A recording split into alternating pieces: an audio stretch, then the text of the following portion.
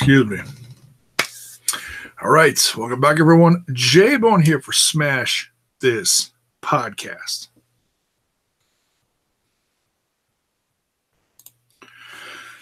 All right. Going live on a Monday.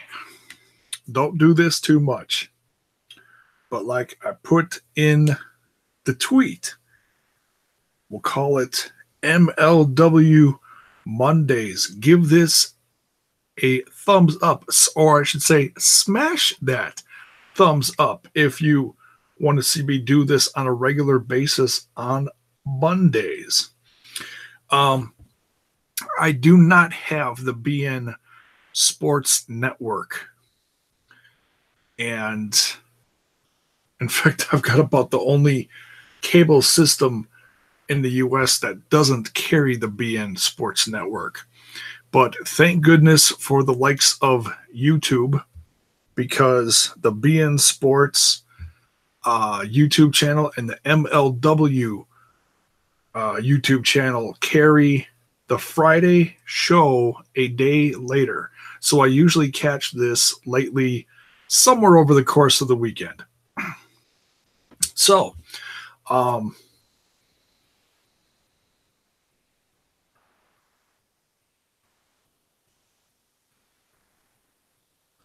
right, let's check in a couple notifications there. So yeah, I'm a little late to the party. I started watching a few of the new, I don't call them the new editions of the MLW Fusion. I watched the championship match and some of the show leading up to the new series where Riddle and Strickland went at it. And folks, that is on their YouTube channel, I believe, as a match by itself. If you have not seen the Riddle versus Strickland match, folks, you're missing out. I mean, I know there's a lot of new fans to this brand like myself that like so many people on here. I mean, this show has a little bit of everyone from all over the place in the indies. That's what's great about this show. You got, hell, just in this episode, you got guys like coming up in the indies like MJF. If you don't know who MJF is, you're going to know who he is real soon. Guys like Joey Janela. Guys that are all over the place like Pentagon and his brother Phoenix. Callahan. Another nice throwback for some older wrestling fans like myself. Not calling myself an old fart, but I've watched a lot of wrestling in my life. Tony Schiavone.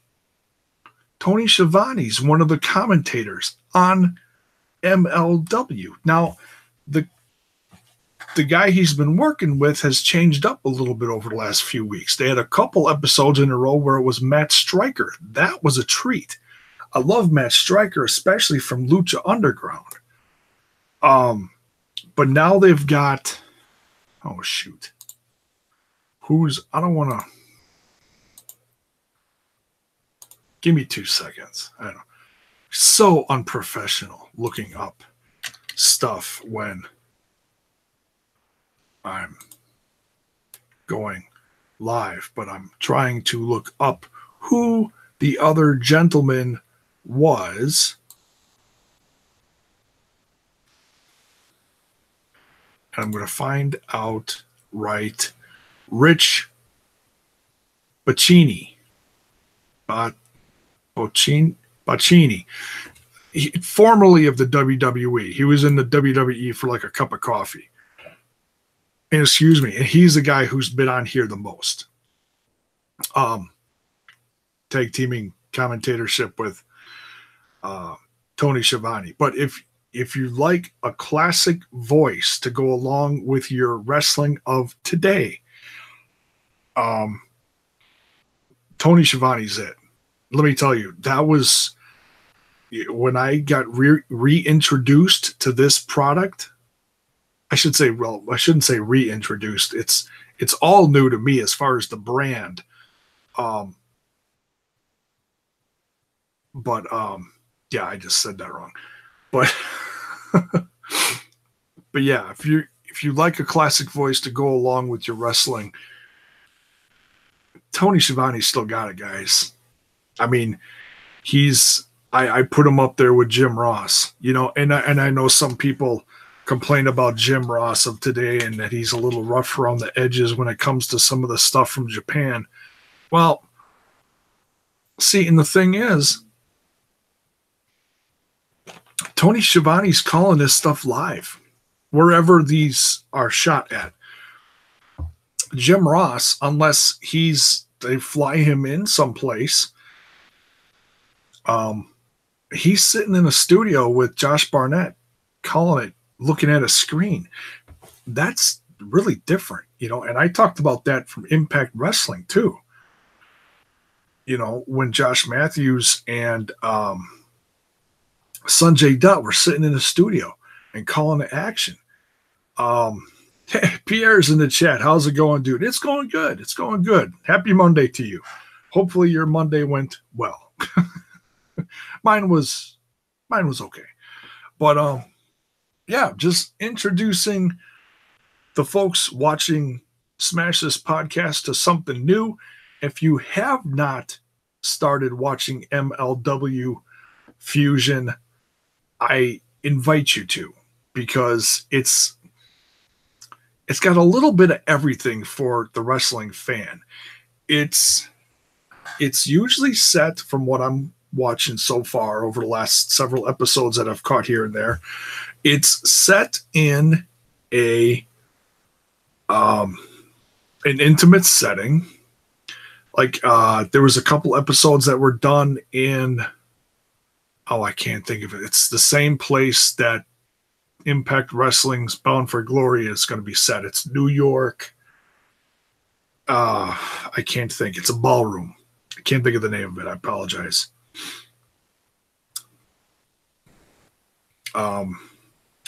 Anyways, same place though. It's got a huge screen background, big 30-foot screen background.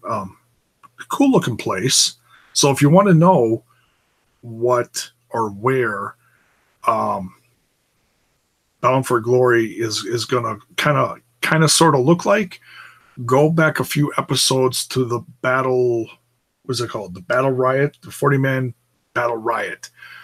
Go watch that episode, and you'll kind of understand what Bound for Glory is going to look like, because it's the same place as far as I know. It's got the big screen in the background. It's interesting, intimate setting. Similar to what they're doing now, not just quite as, I don't know. The Rebel Complex is really unique. I've never ever seen a place like that before. But now I'm getting off track. Doggone it. Let's talk about this. But I'm talking about different pieces of what this show is like for those who are not, used to watching it. But one thing I have noticed is there's not a lot of people, from what I can tell, on YouTube talking about MLW. So if I can introduce a bunch of people to this show and get them to watch me doing reviews, it'll help both, in a sense. I call that good business. I'll be the MLW guy. No, I know. I'm not the only one, but there's not too many out there, I don't think. So yeah, if you're a fan of MLW and you're new to this channel, by all means, hit that, smash that sub button so that you can get more content like so. So let's talk about this. Yeah, definite changes to what you might be used to seeing some of the similar characters in other shows. For example, right off the bat, in the first match, you've got a guy by the name of Leon White. Now, a lot of these guys I'm brand new to, so I can't say too much about them. But as I'm watching the show more and as I see these guys more, I'll be able to, do a little research, do a little back, whatever on them, and talk more about them. The most interesting thing that I can say about this clan right now, or this stable, Leon White, Fulton, are called the Death Machines. They are with Sami Callihan. Now, that's what I would call a breath of fresh air. Most places that you see that are getting any kind of visual, sharing across social media, YouTube, Twitch, whatever, it's usually Sami Callihan and OVE, the Christ brothers. Okay? This is a switch. They've got different guys with Callihan here. So that right there is like, oh, it's you almost got that alternate universe feel to it. Kind of like you're watching something like Lucha Underground, minus all the,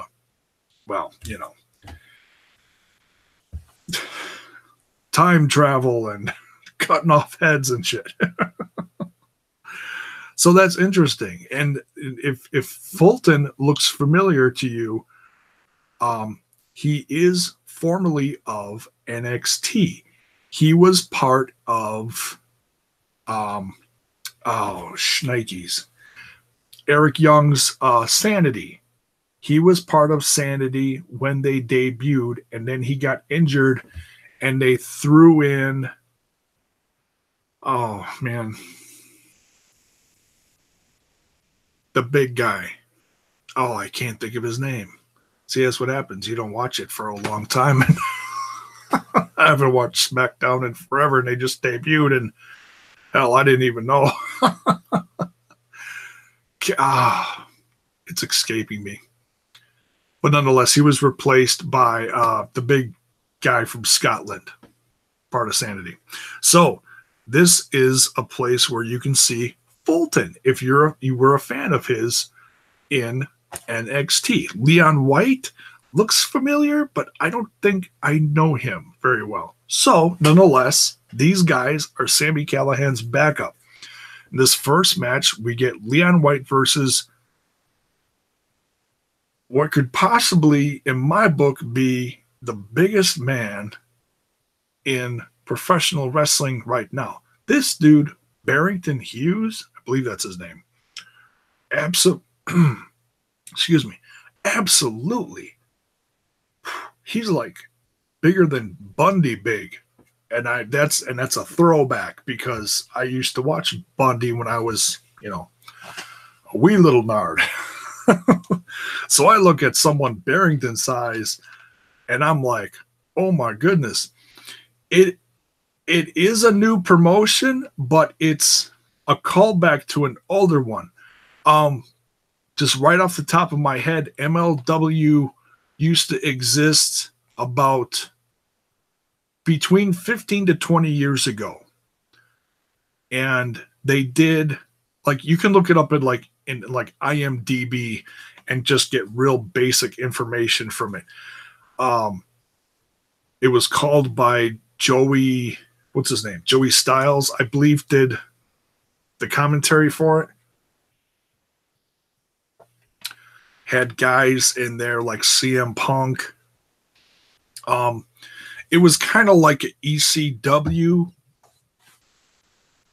I'm not going to say ripoff, but for lack of better words, had a lot of hardcore guys in there from what it looked like.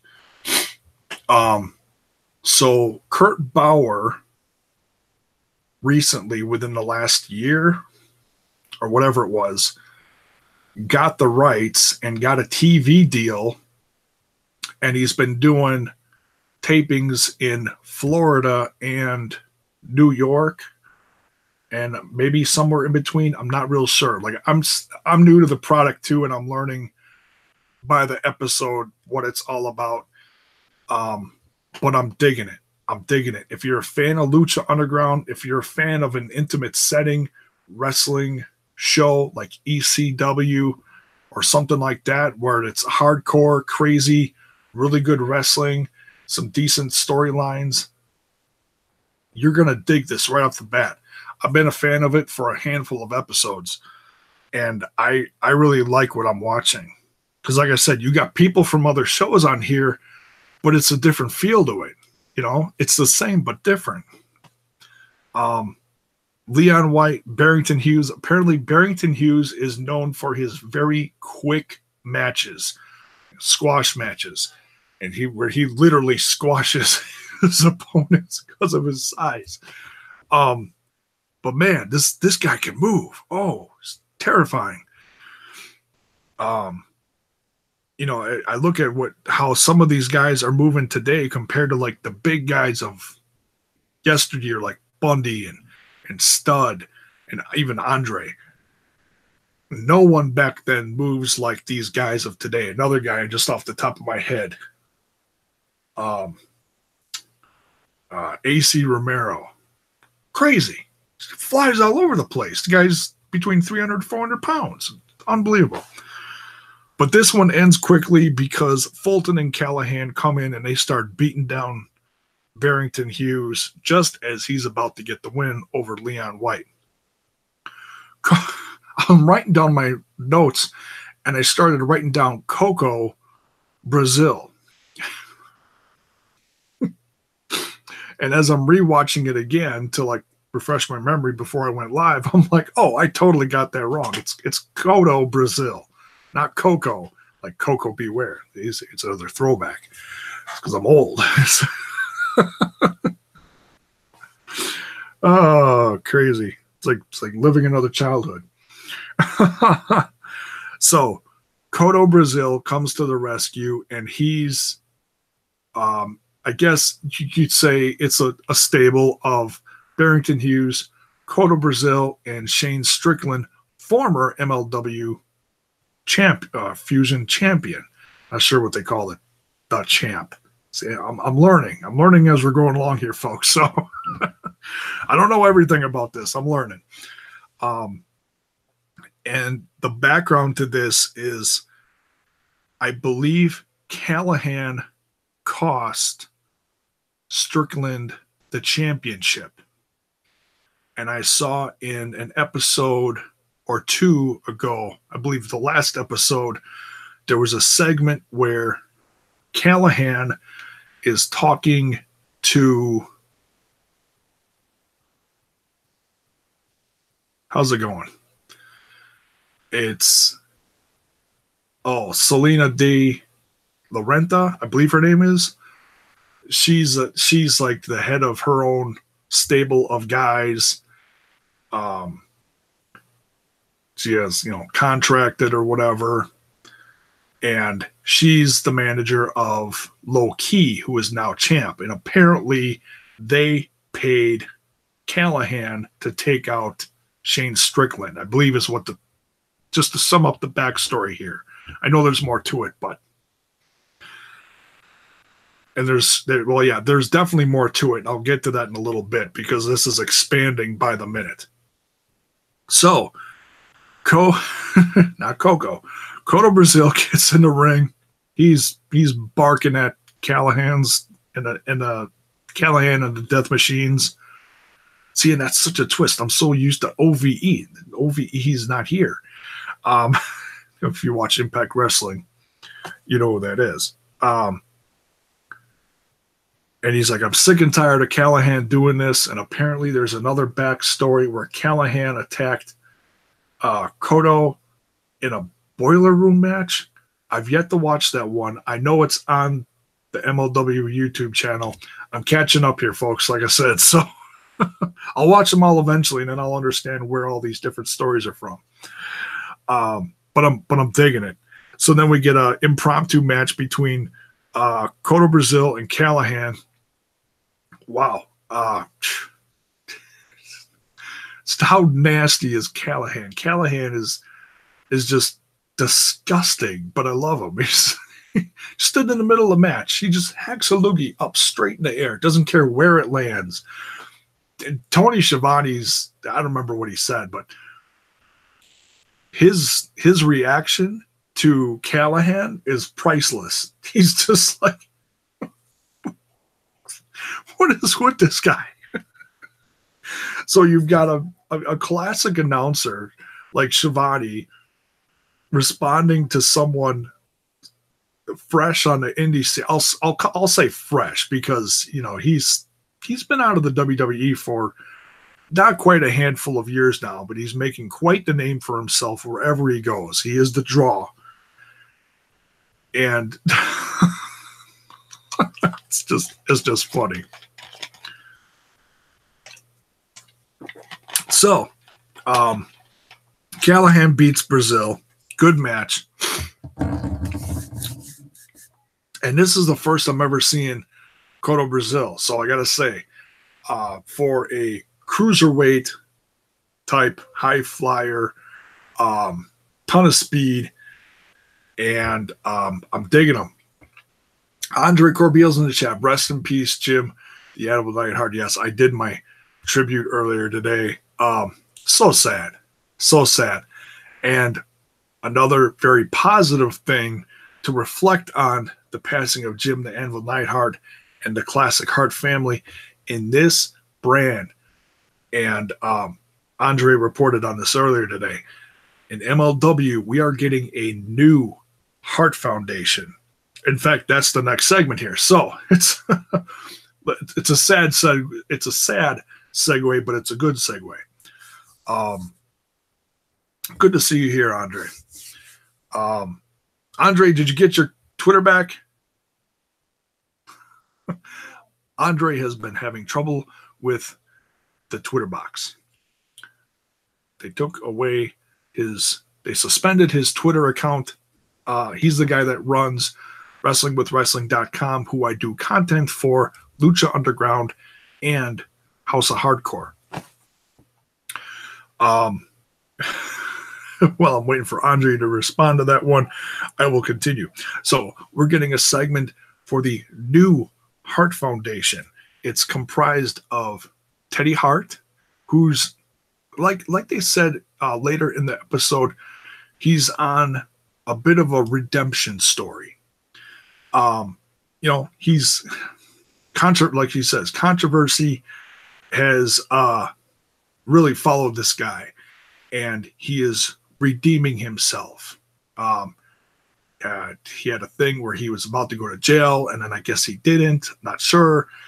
And he's trying to right the wrongs of his past in the wrestling industry. That was a great segue. LOL. No, I haven't got the Twitter back. Apparently, I can appeal in 25 days. That is such BS. That is crazy. Andre Corbeil is not a bot, folks. He runs a website, and he promotes his website and all of his own videos, and Twitter apparently thought he was a bot. What, we can't promote our own shit on Twitter? Are you serious? I mean, come on. What is wrong with you, Twitter? Unreal. We'll have to have a talk with that Twitter box. Yeah. Absolutely. I'll give that Twitter an appeal right up its ass. Hell yeah. Slap them up. So yeah, we are introduced to the new Hart Foundation, and that's a breath of fresh air. These guys are keeping the Hart name alive and well in the world of wrestling. Now, guys like Davey Boy Smith are in New Japan Pro Wrestling. He's in a tag team called the, give me a second, Killer Elite Squad with Lance, the hell's his name? Lance Hoyt? No. He's got a couple different names, couple different places. Lance Archer? Former WWE guy from long ago, but he's been for several years now in the New Japan Japanese wrestling scene. But he also tours around the U.S. on occasion. But badass tag team. It's interesting that Davey Boy Smith is here without him. So, not sure if, what kind of contract Davey Boy Smith has that he is able to do something like this. Very interesting.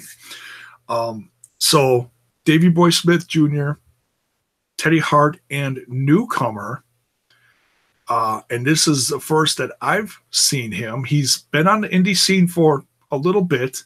He's getting his name out there. It's like, and his look and his feel is kind of like a throwback to his father. It's Brian Pillman Jr. It's his son. And I gotta say, a lot of people know Brian Pillman. I can't think of what they used to call him.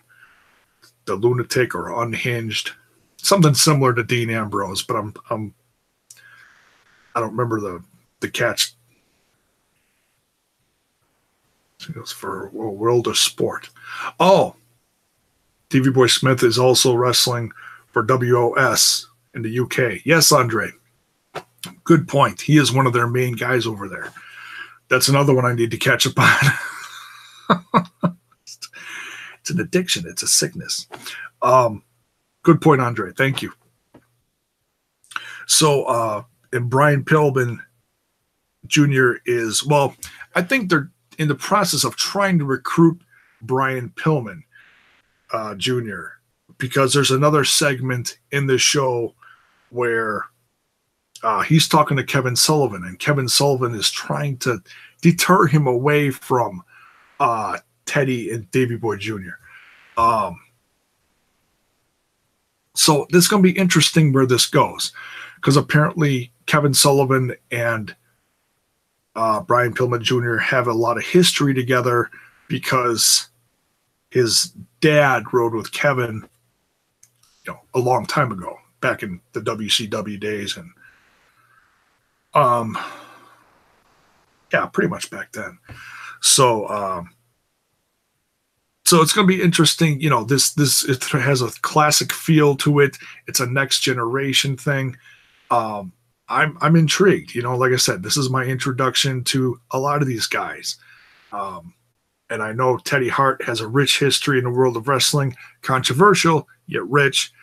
And seeing him on this brand as one of the main guys is new and exciting for me. Absolutely. Because I've heard a lot about him. I just haven't seen him in the ring, his talents. So this is a great way to see this. Like I said, is like his redemption story. Next, we get a Falls Count Anywhere match. MJF defending his MLW middleweight championship.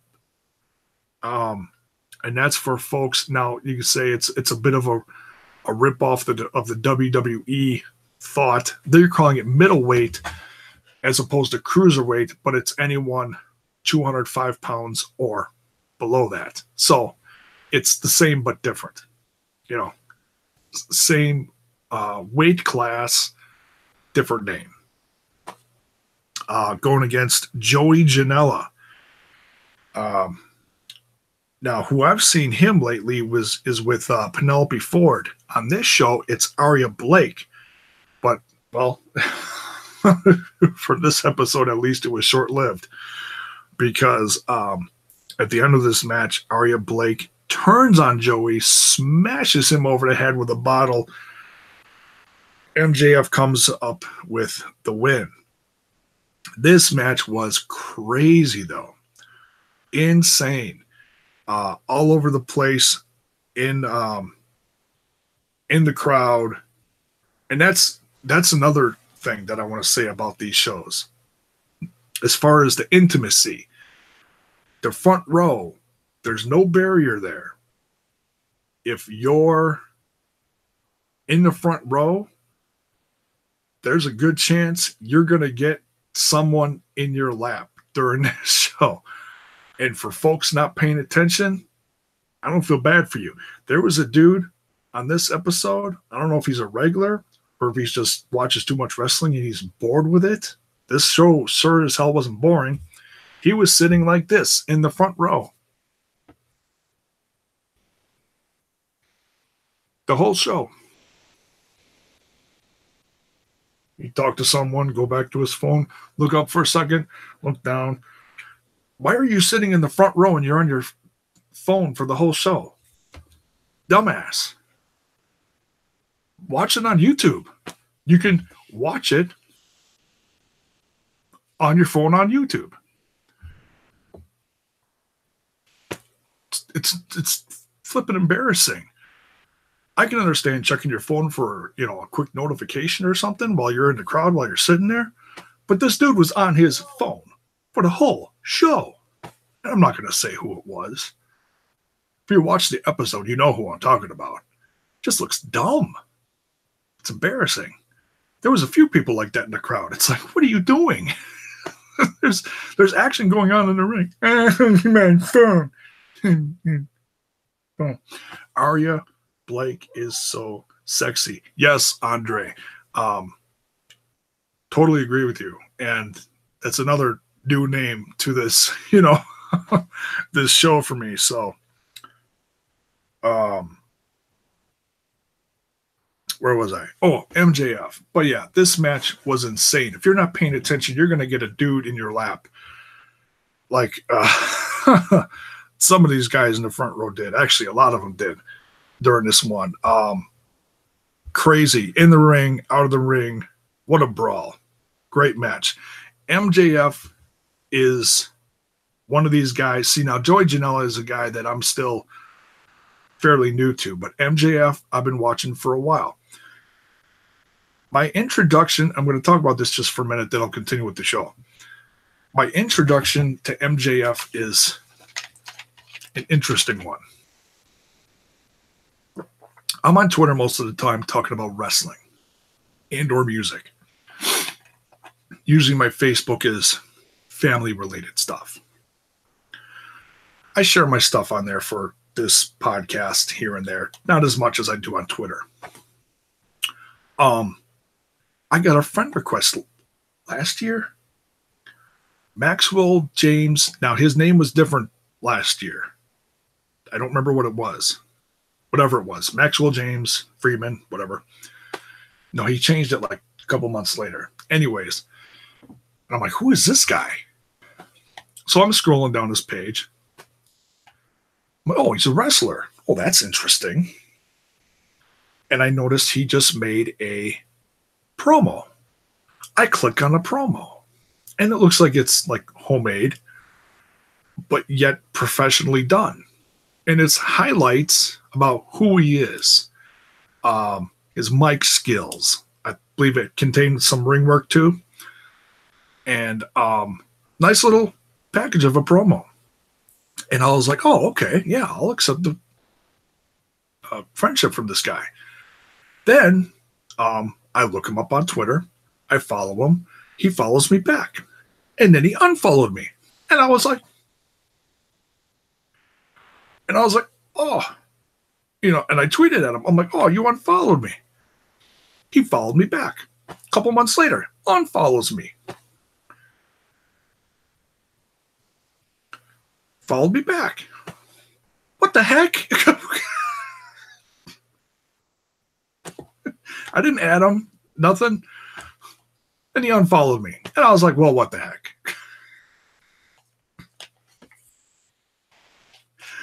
I'm guilty of that once in a while, too. You know, you unfollow someone, a year or two later, you follow him again. Okay, we'll give this guy another shot. He's not such a pain in the ass now, or whatever the case is.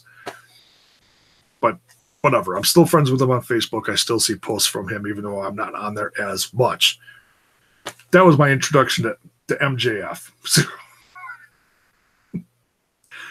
He's better in the ring and on the promo than he is on social media. No, I'm kidding. I kid. But no, for real though. MJF is one of these guys coming up in the indie scene. He's been on several different cards. He's already been a champ in CZW. Forget what the name of the title was. He's starting to collect belts different places over the course of the last year or two. This is a guy who is going to be at the top of his game within the next 5 years. I'm not saying he's not good now. He is damn good at what he is. I look at him like almost like the next Miz in a sense, except Miz took a long time to get from where he was 15 years ago to where he is now. Well, maybe not 15 years, 10 years, whatever it's been. Whereas MJF is quickly getting as good as The Miz is right now. He just hasn't have that big of an audience. But I'm telling you, MJF is that good to where if he gets on the right show, he gets noticed in the right place at the right time,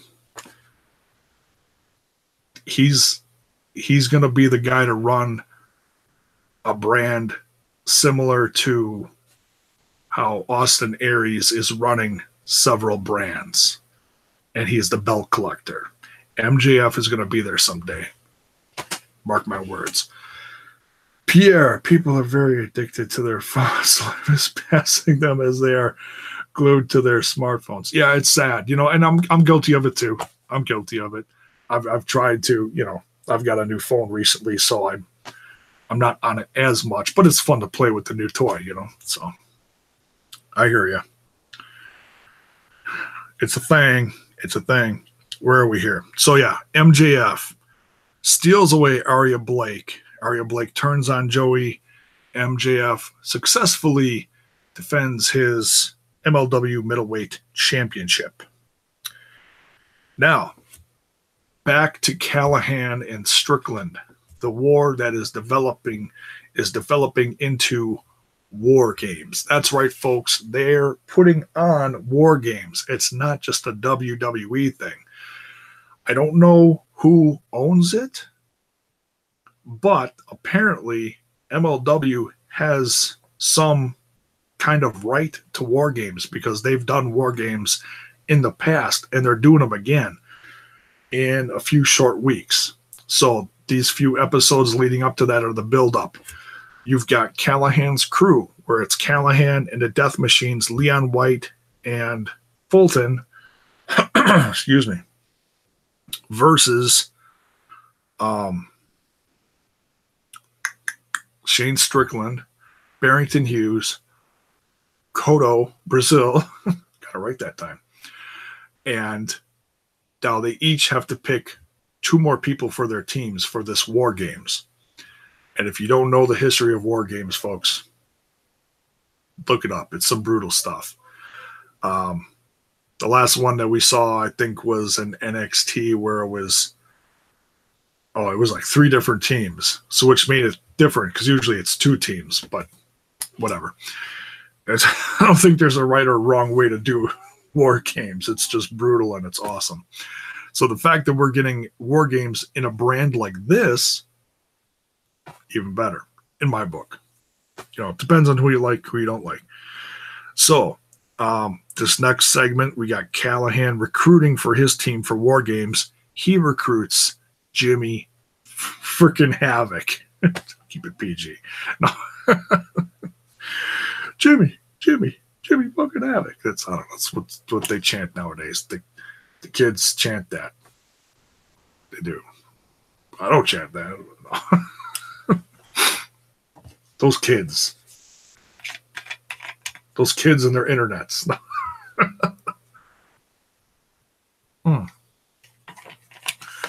Give me another one of these. No, we're out. Bum. Oh, what do we got next here? We get a segment where we got Team Filthy in a promo against I think I got this right, Tennessee Stud Stable. Now, some of these faces I'm familiar with, some of them I'm not. Freddie Ahai, big fan of his. He was recently in Evolve, and then he broke away from them. And I was really shocked that he did. But Freddie Ahai was one of my favorites in watching Flow Slam. And I reference Flow Slam once in a while from like the last 2 years when I was watching different stuff like Evolve that's on there, the WWN brand. Racist fan is in the chat. Good evening to you, sir. I would love a Tom Lawler and Matt Riddle tag team. Well, that would be good, with the exception that in the rumorville of the wrestling internets, it looks like Matt Riddle is going somewhere. Some big company in New York is recruiting him very soon. Could be showing up there this coming weekend. I believe he wrestled his last show yesterday, as far as indies. I could be wrong, but I hear things. I hear things from people.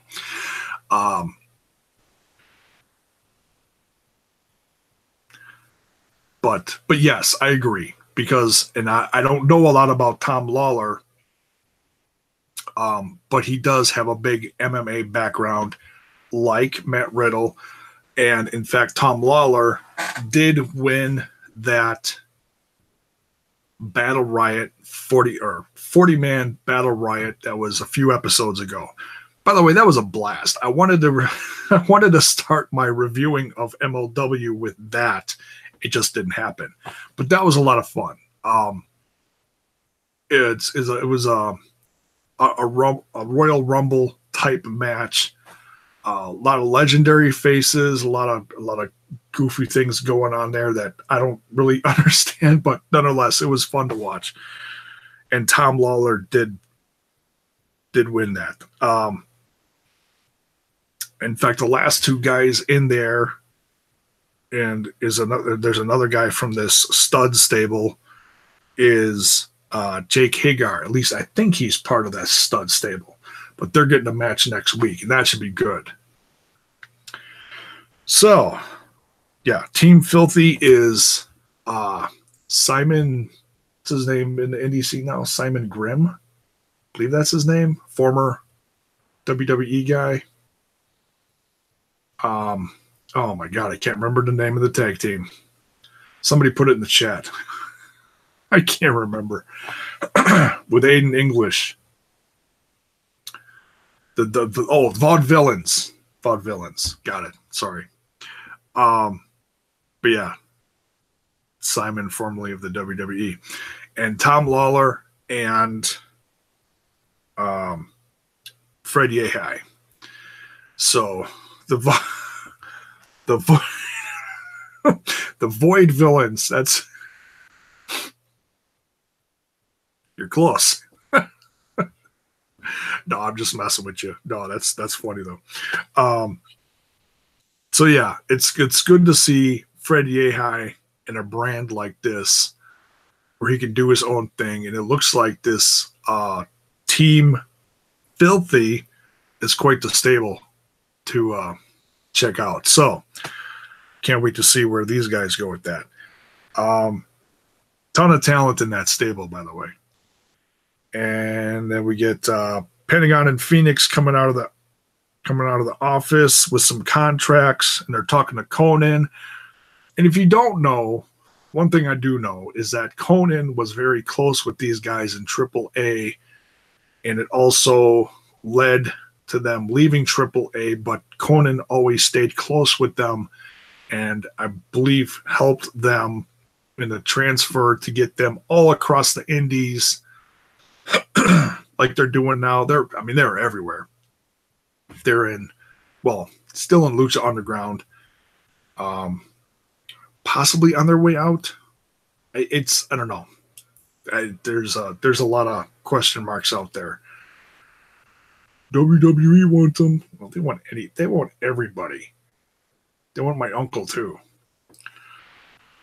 Who's your uncle? They want everybody and their uncle is what I'm saying. But Conan's on Impact. Pentagon and Phoenix are on Impact. So Conan's, since these guys were in AAA several years ago, he stayed close with them. So now Conan's on this brand with them, but he's not with them. So he's trying to make sure that whoever Pentagon and Phoenix are with, that they're getting treated right. And apparently they were under contract with Selena de la Renta, and I don't remember what the name of her stable is, or something incorporated, whatever it was.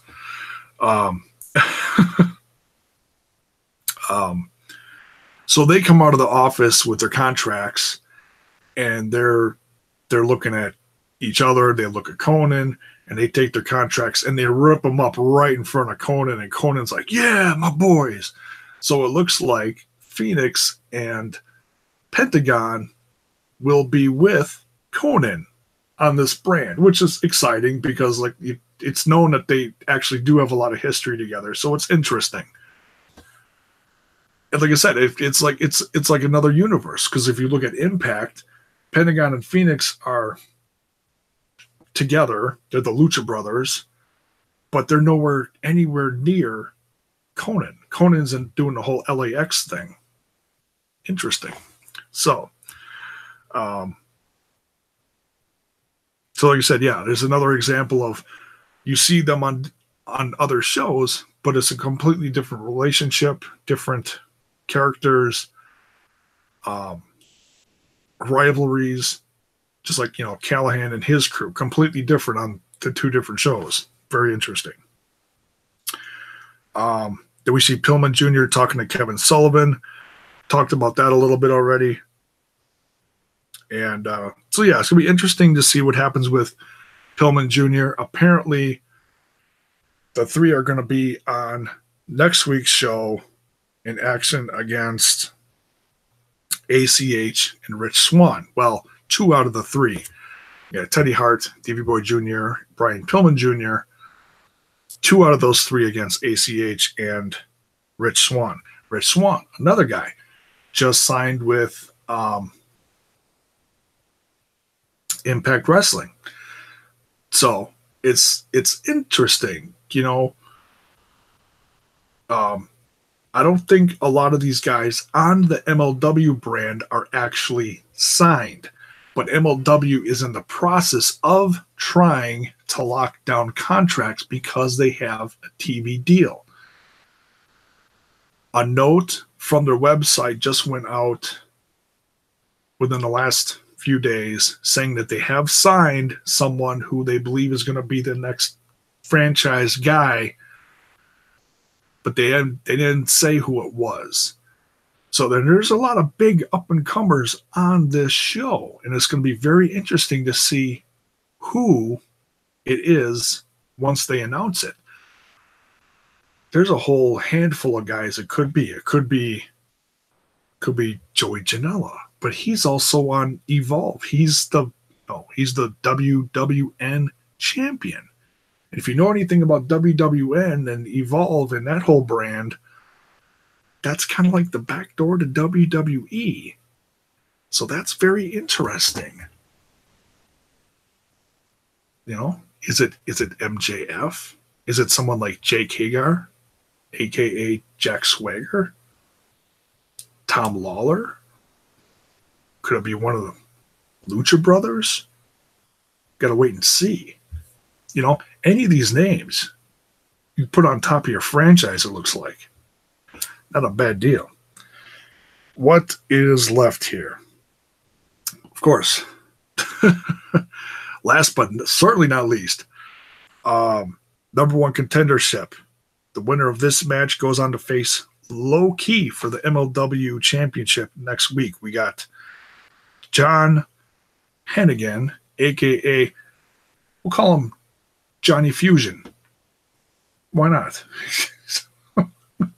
It's Johnny Mundo, Johnny Impact, Johnny Fusion.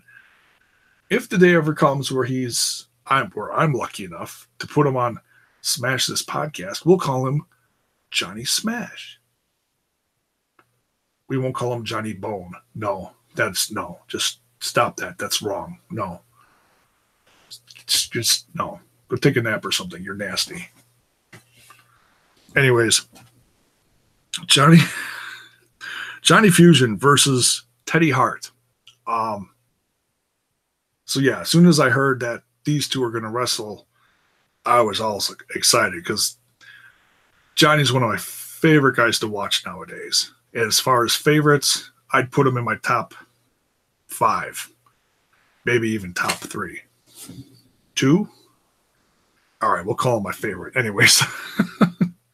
And a chance to see Teddy Hart again. And I haven't seen a lot of his stuff lately. So, great to see him represent this brand. And these guys had what I would call a slobber knocker. They were all over the place. And like I said earlier, you're sitting in the front row or possibly second or third row at one of these shows, you better be paying attention. They were doing springboard moonsaults right into the crowd and landing on people and just clearing chairs. What they call, I believe, in one section of the floor, the crash zone. Kane Yo-Yo is in the chat. Rest in peace, Anvil. Yes, very sad. I talked about that earlier today. Very sad. Thank you for joining. If you're new to the channel, don't forget to smash that like button, smash that sub button. But yeah, hell of a match between these two. And Johnny comes out on top. And this one, I mean, the way this match went, you really could not tell who was going to win. There was a lot of counters, a lot of really close moments. Just phenomenal. So Johnny is going to face Low Key next week for the championship. Can't wait to see that. Whew.